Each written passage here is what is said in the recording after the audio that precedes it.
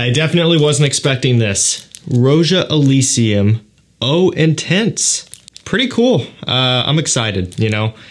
I haven't been shy about this. Elysium has been one of my all-time favorites for years at this point. I mean, essentially ever since it first came out and that initial hype wave hit, I got a sample not long after. Couldn't afford to blind buy a bottle at that time, and the sample immediately sold me on it. Saved up all my money, bought my first bottle of the Parfum cologne, and then over time, I ended up working my way up to the Parfum. And now I have multiple bottles of each. I received one for free, but I already had it before they sent that to me, and all the rest I purchased with my own money. Roja has actually been really good to the channel, and they've sent out a lot of new releases free of charge. This one, however, I did buy at full retail as soon as it first came out. I don't know if they had intentions on sending this one to me or not. To be honest with you, I wasn't going to wait around to find out. So I did purchase this with my own money, full disclosure here. They did send me the recent Isola Blue, which essentially is a re-release of Oligarch. Haven't had a chance to cover that one yet on the channel, but Elysium Eau Intense definitely caught my attention, and I pulled the trigger as soon as I could. So we have it here, finally. I'm excited to try it out. Like I said, I was not expecting this at all, but I am super pumped up. And I did take a look at the note breakdown briefly as I was pulling it up on FRAGRANCEBUY, and it's a huge note breakdown. So we have a lot to unpack here. Let's check this one out together for the first time. I was kind of looking around on the box, just trying to get my ducks in a row. Concentration-wise, I don't know for sure. It's an Eau Intense. I don't know if it's a Parfum cologne. I don't know if that's exactly what it is or what we have here for concentration. But I guess we'll maybe find that out later on. So let's do the unveiling together here.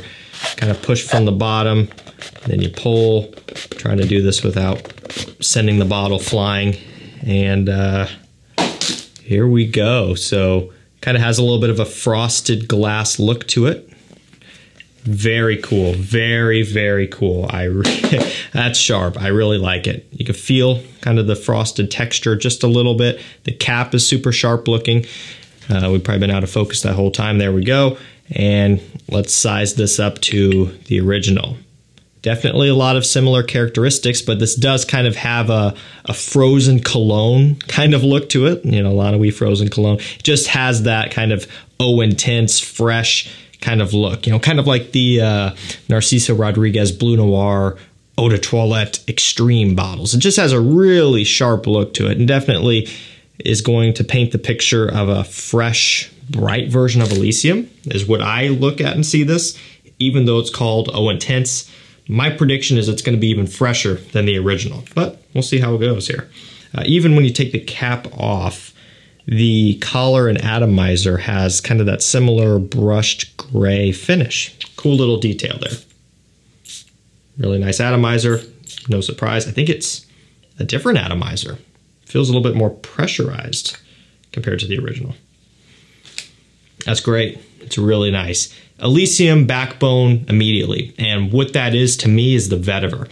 I've said this before ad nauseum at this point, and I'll briefly run you through it one more time. To me, what makes Elysium Elysium is a certain particular type, or maybe types blended together, of vetiver compounds that they're using in Elysium. When you take a look at the market, a lot of the things that get compared to Elysium, whether they're straight up clones of it or just things that are in a similar ballpark, when you take a look at the big picture, a lot of times it's because of the particular type of vetiver that's giving it that comparison. And so you are getting that Elysium vetiver in here for sure, with less sweet fruits and more of like a bright lavender aromatic focus. So, you know, when you first spray Elysium, you get hit with that woody depth, the vetiver and things like that, but also a lot of black currant, a lot of kind of sweeter compounds as well. It's still very fresh overall, but it does have more of that kind of punch. But this one has more of a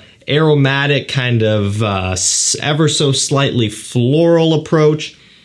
Just kind of a fresher, more effervescent, different take compared to Elysium itself. And again, I think I'm kind of right in my assumption of this being a fresher, brighter version, even though could be deceiving being called Eau Intense. I think it's actually on the fresher end of things here compared to the original one. But I do really like how this one smells. I think that's very nice. Definitely a lot of focus on like this linen, clean, aromatic, lavender, lily of the valley kind of freshness is kind of what I'm grasping at right now.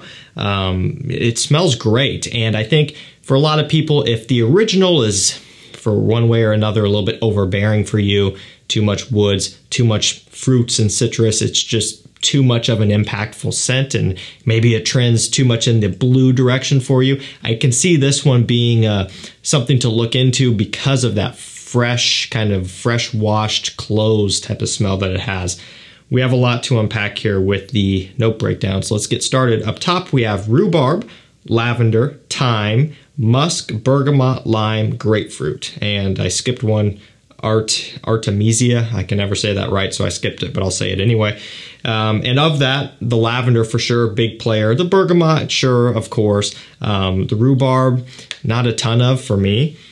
You know, you think of some of the popular rhubarb scents out there, your Lacoste Loams and things of that nature. Maybe a little bit, not a ton though. Moving on to the mid, we have jasmine, tuberose, orange blossom, black currant, lily of the valley, rose, and apple. So definitely a floral mid, and I did pick up on that, the lily of the valley in particular, but also the jasmine, kind of a white floral, the orange blossom, definitely. The black currant, though, for me, kind of takes a back seat a little bit. I get a good dose of it in the original Elysium. Here, I think it's kind of buried underneath some of those others. And you saw the apple kind of thrown in there as well, also pushed behind some of the florals. And in the base, we have a whole bunch more. Vetiver, for sure, got that immediately. Juniper berries, common in the DNA, picked up on some of that as well. Black pepper, vanilla, galbanum, benzoin, musk, again, labdanum, cedarwood, drywood, ambergris, leather, violet leaf, and cypriol oil. So again, a lot to unpack there. The vetiver, we covered that for sure. That is a staple in this DNA. Vanilla, definitely not getting any of that yet. Neither, or the benzoin. Not getting those. The juniper berry, I did say, yeah, for sure. The musk, for sure, getting some of that. Labdanum, cedarwood, and other woods in general, not a ton of that yet to me. Mostly the vetiver is the woody compound I'm picking up on. Some important to note here, the violet leaf, for sure getting that. And I think that's, I can't remember if violet leaf was listed in the original Elysium or not. If I just take a quick little gander over here, I am not seeing it. The base does look very similar, the vanilla and stuff like that, benzoin. But the violet leaf is a new addition, and you do pick up on it. It's a very interesting compound. Pretty much any time it's used, you can almost just smell it right away. It does stand out because it kind of gives off this watery, ozonic, fresh, kind of, for lack of a better term, blue smell, or a violet smell. I'm talking color here. I'm not talking, you know, blue fragrance ambrox. And it just kind of smells like how it sounds and the picture of how it looks.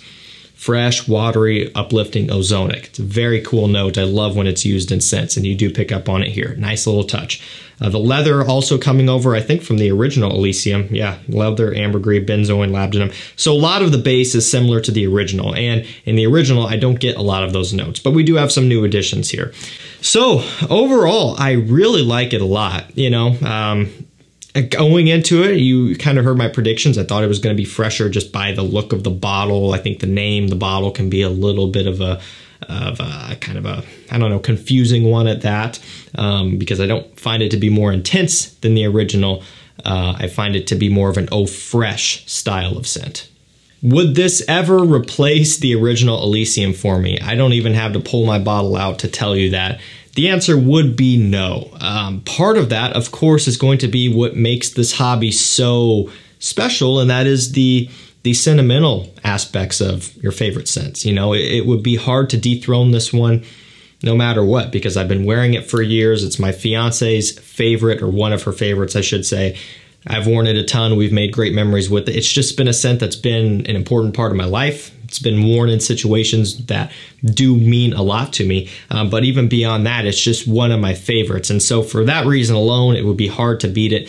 But even just in terms of composition, you know, This new Eau Intense smells fantastic. I just don't think it quite has enough going for it in terms of an interesting standpoint to dethrone Elysium. That being said, I could see this one being heavy in my rotation when it is scorching hot. Elysium to me is still a summertime scent, spring and summer. A lot of people will say maybe it has a bit too much going on, a bit too sweet for summertime. That has never stopped me. I've worn it in the hottest of hot summer days, and I've worn it through wintertime. I wear this stuff all the time.